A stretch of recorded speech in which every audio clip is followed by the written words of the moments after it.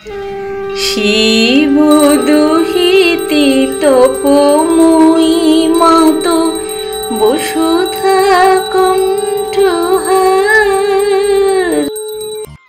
এ প্রসঙ্গে বলে রাখি, অনেকেই ভুল ব্যাখ্যা করে বলেন শ্রীকৃষ্ণ গীতাতে বৈরাগ্যের কথা বলেছেন, কিন্তু তা যদি হতো তাহলে তার উপদেশ শোনার পরেই অর্জুন কৌপিন সম্বল করে গিরিগুহায় চলে যেতেন, ক্লৈব পরিহার করে সমরাঙ্গনে ঝাঁপিয়ে পড়তেন না।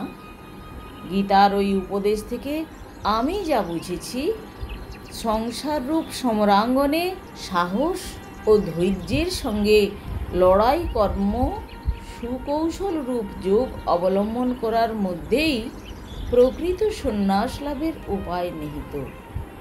এই কৌশল কি? কর্ম করেও কর্ম না করা। কর্ম না করা কি? কর্মের কোনো ফলাকাঙ্ক্ষা না রাখলে কর্ম করতে প্রবৃত্তি হবে কেন? প্রবৃত্তি হবে ঈশ্বরানুরাগে। ঈশ্বরানুরাগ নিরাকাঙ্ক্ষ ব্যক্তিকে তার আদেশ পালনে নিয়ত প্রবৃত্ত রাখবে। সুতরাং আদেশ পালন ভিন্ন, কর্মে প্রবৃত্ত হওয়ার আর কোনো কারণ বিদ্যমান থাকবে না।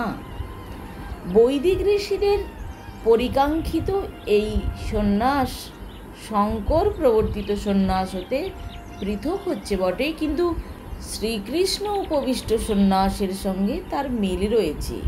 শ্রীকৃষ্ণের উপদেশের মধ্যে বৈদিক ঋষিদের সেই সুপ্রাচীন ধারারই অনুবর্তন। শঙ্করের ওই রূপ ব্যবস্থার প্রয়োজন ছিল বৌদ্ধ ধর্মকে স্তব্ধীভূত করার জন্য। তিনি বুঝেননি এমন নয়, শঙ্কর প্রবর্তিত সন্ন্যাসের সঙ্গে প্রাচীনের দৃশ্যত আর একটি বিরোধও সকলের চোখে পড়বে। জ্ঞানে সমুদয় জগৎ মিথ্যা বলে উড়িয়ে না দিলে বা তা মিথ্যা হয়ে না গেলে ব্রহ্মে স্থিতির বাধা জন্মায়। সুতরাং তিনি জগৎকে মিথ্যা স্বপ্নবৎ বলে প্রতিপাদন করেছেন। এখানেও অন্যান্য আচার্যদের সঙ্গে শঙ্করের বিরোধ। বৈদিক ঋষিরা তো বটেই, এমনকি রামানুজ প্রভৃতি অন্যান্য দ্বৈতবাদীরাও জগৎ ও জীবকে সত্য বলেই স্বীকার করেছেন। তাঁদের মতে সত্যস্বরূপ আনন্দস্বরূপ হতে উদ্বুদ্ধ এই সৃষ্টি সত্য এবং আনন্দ পরিপ্লাবিত। সংসারে থেকেও সঙের মধ্যেই সারকে অনুসন্ধান করাই সাধনা। এই সাধনার অন্তে ক্রমেই সং নাশ হয়, সারের সন্ধান পেয়ে কৃত্যাকৃত্য হওয়া যায়। বৈদিক ঋষিরাও তো তাই করতেন। ব্রহ্মচারী রূপে গুরুগৃহে থেকে শ্রবণ, মনন, নিদিধ্যাসন, স্বাধ্যায়, বেদ পাঠের দ্বারা তাঁরাও এই কৌশল অবলম্বন করে তাঁদের সমাবর্তন করে সংসার ধর্ম পালন করলেও প্রতিটি বস্তুর মধ্যে সেই আনন্দমাত্রম নির্বিশেষং নিরীহম এবং রসাস্বাদনে তাঁদের কোনো বাধা হতো না। ব্যাসপুত্র সুখদেবের জীবন ছিল নিবৃত্তি যোগের জ্বলন্ত প্রতীক। তিনি প্রবৃজ্জা অবলম্বন করে গৃহ সংসার পরিত্যাগ করলেন, হিমালয় অতিক্রম করে মেরু প্রদেশে গেলেন। আর কখনো পিতার কাছে প্রত্যাবর্তন করবেন এমন আশা ছিল না। অথচ সেই নির্জন প্রদেশে যখন তার যোগ গভীর থেকে গভীরতর হলো, তখন সেই ব্রহ্মসত্তার ভিতর হতে যে স্বরূপ সৌন্দর্য প্রকাশ পেল, তাতে তাঁর চিত্ত ভগবত অনুরাগে বিক্ষিপ্ত হলো, অনন্ত ঐশ্বর্য দর্শনে ব্যাকুল হলো। ভক্তি এসে চিত্তকে অধিকার করল, ভগবত গুণ কীর্তনেই তাঁর চিত্ত পাগল হয়ে গেল। তিনি আর নির্জন বনবাসী হয়ে থাকতে পারলেন না, ঘরে ফিরলেন। নিবৃত্তি যোগ পরিপূর্ণভাবে পরিপাক হলে এইরূপ আনন্দরতিপূর্ণ সংসার যোগ সম্ভব হয়। এই কর্মকৌশল যোগই এমন একটি যোগ, যে যোগে ব্রহ্মের রতি ছাড়া অন্তে আর কিছুই থাকে না। এই অবস্থার আমরা নাম দিতে পারি সন্ন্যাস যোগ। কর্মের মধ্যেও নৈষ্কর্ম নিবৃত্তি যোগে চিত্ত নির্বিকার এবং বাসনাশূন্য হয়। তখন বিষয়ের মধ্যে বাস করেও, চারিদিকে সংসারের মধ্যে আবৃত থেকেও, তারই মধ্যে এমন একটা স্থিতি আসে যে সংসার নাই, বিষয় নাই, সমুদয় উড়ে গেছে, কেবল এক ব্রহ্মই আছেন। যখন এই ভাব সিদ্ধ হলো, আমার বলবার কিছুই থাকলো না, তখন ব্রহ্মের আদেশ হলো, এখন যাও, সংসারে স্ত্রী, পুত্র, কন্যা প্রভৃতিকে এই পথে আনো, তাদের সঙ্গে মিলিত হয়ে আমার সংসার নির্মাণ করো। সন্ন্যাস শব্দের অর্থ কি? সম্পূর্ণরূপে ন্যাস, সমুদয় ভগবানে সম্যক প্রকারে অর্পণ। বৈদিক যুগে ঋষিরা সংসার ত্যাগ করেননি। গুরুগৃহে সাংখ্য বেদাদি অধ্যয়ন, ব্রহ্মার্থ পালনের পর সংসারে ফিরে সংসারী হতেন। কিন্তু আত্মজয়ের সাধনায় গুরুগৃহে সিদ্ধ হবার পর সংসার করতেন বলে তাঁদের গৃহ তপবনে পরিণত হতো। বসন বিষয় মধ্যেপি ন বসত্যেব বুদ্ধিমান সং বসত্যেব দুর্বুদ্ধি রাসৎসু বিষয়স্যপি। বুদ্ধিমান ব্যক্তি বিষয়ের মধ্যে বাস করেও বিষয়েতে বাস করেন না। দুর্বুদ্ধি যে বিষয় সকলের মধ্যে কেবল অসৎ বিষয় সমূহেই বাস করে।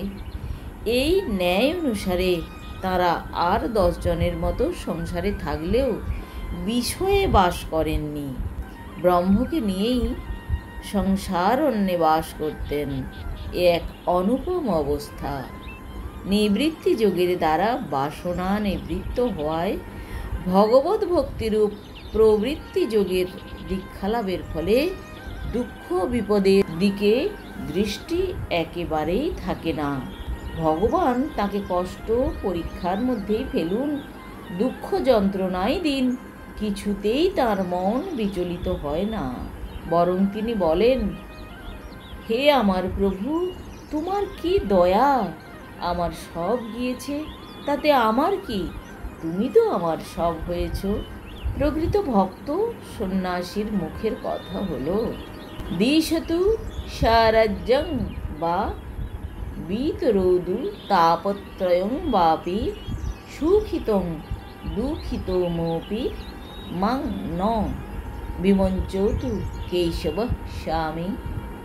তিনি আমার স্বরাজ্যেই দিন বা তাপত্রয়ই জারিত করুন, সুখেই রাখুন বা দুঃখেই রাখুন, কাল ভয় বারণ প্রভু যেন আমায় পরিত্যাগ না করেন।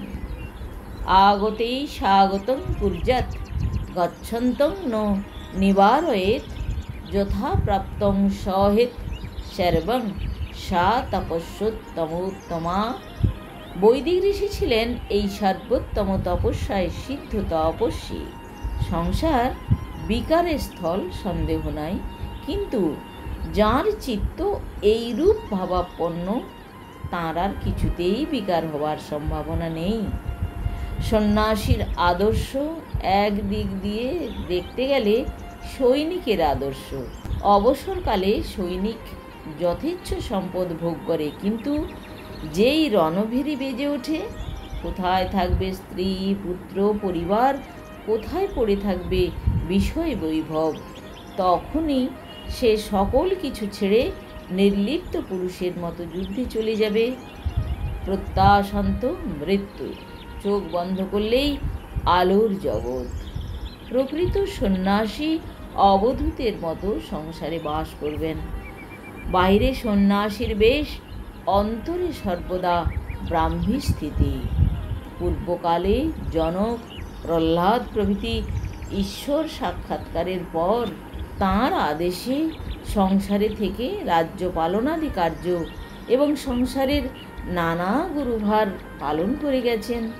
যেখানে ঈশ্বরের আদেশ পালনই মুখ্য, সেখানে নিজেদের প্রয়োজন তো গৌণ। মিথিলায়াং প্রদধ্যেয়ং রোমমেকং ন দজ্জতি, এই হলো আসল সন্ন্যাস। এই অবস্থায় বিষয় কোনো মতেই মনে বিকার উৎপন্ন করতে পারে না। এই হলো বৈদিক আন্তঃসন্ন্যাসের অবস্থা। এই সন্ন্যাস আবার দুই প্রকার। যা কিছু কাজ করা হোক তা ঈশ্বরে সমর্পণ করো, এই হলো এক। আর দ্বিতীয় হলো দেহের মধ্যে ঈশ্বরের লীলা নিকেতন দর্শন করেই তাঁর আদেশে ইন্দ্রিয় সকলের ব্যবহার। দ্বিতীয় সন্ন্যাসের অবস্থা সম্বন্ধে ভক্তগণ বর্ণনা করেছেন। গো বিক্রয় করলে গোস্বামী যেমন তার তৃণগুচ্ছ জলাদির বিষয়ে নিশ্চিন্ত হন, তেমনি ভক্ত আপনার দেহাদি গোবিন্দায় নমো নমঃ ন মম চ মম বলে ঈশ্বর চরণে অর্পণ করে সংসার নির্বাহ ইন্দ্রিয় ভোগ সম্বন্ধে নিশ্চিন্ত হন। সন্ন্যাসী ঈশ্বরের আদেশে সংসারে বাস করছেন, তাঁর সকলেই ঈশ্বরের চরণে সমর্পিত। তিনি আর কিসের জন্য চিন্তা করবেন? অন্য 10 জন সন্ন্যাসীর কাছে সংসার যেরূপ, তাঁর নিকট সংসার তখন সেরূপ থাকে না। তিনি সর্বত্র এবং প্রতিটি বস্তুতে দেখেন তাঁর ইষ্ট দেবতার লীলা। সংসার যে তাঁরই প্রকাশ, তাঁরই লীলাক্ষেত্র। তখন তাঁর অন্তরে বাহিরে কেবল হরি আর হরি। তিনি আর কিছুই দেখেন না, স্বর্গধামও জানেন না, জানেন কেবল ভক্তবৎসলকে। সন্ন্যাস ভক্তি ও জ্ঞানের এক অদ্ভুত ও অনুপম রাখি বন্ধন, সম্পূর্ণভাবে সামরস্য অবস্থা। আজ এই পর্যন্তই। পরের অংশ শোনাবো পরবর্তী এপিসোডে। সবাই খুব ভালো থাকুন আর শুনতে থাকুন তপভূমি নর্মদা।